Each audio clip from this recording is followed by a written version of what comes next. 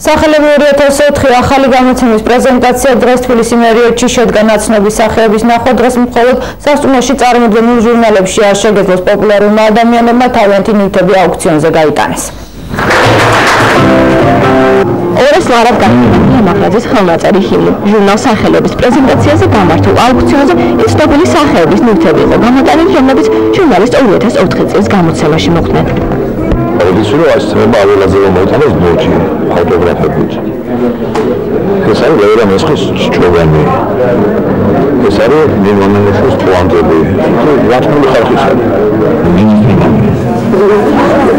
პოლიტიკოსების და მინისტრების ნივთები ბევრი იყო, მაგალითად სალომე ზურაბიშვილის ნაქონი ნამდვილი ტყავისგან შეგერილი ხელჩანთა 40 სლოიდის ავტომანქანა კამაზების მწარმოებელმა იყიდა.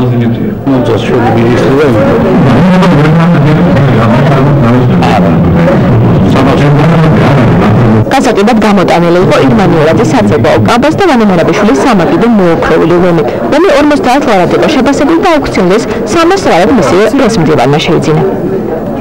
ძალიან მომეწონა ეს ნივთი და ყოველთვის მომწონდა მინისტრის მაგაზერევდა და ვერიდოდა მოეცა თვითონ და მომეცა იმ საშუალება რომ შემეძინა მისივე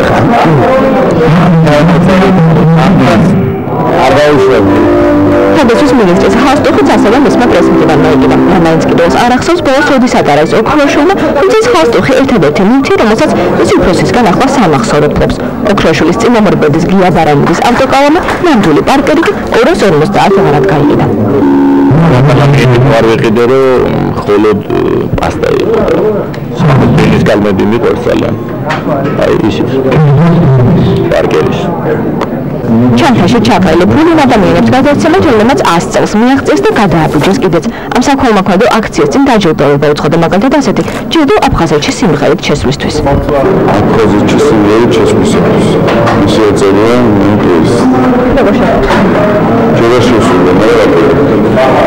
ჟურნალ სახელებში მოვლენებით ადამიანები შევიდნენ, რომლებიც გასულ წელს გამოირჩევდნენ. ეს უკვე მესამე გამოცემა სახელების თუ სახეების შესახებ, რომელსაც ჟურნალისტები ყოველწლიურად აღწერენ.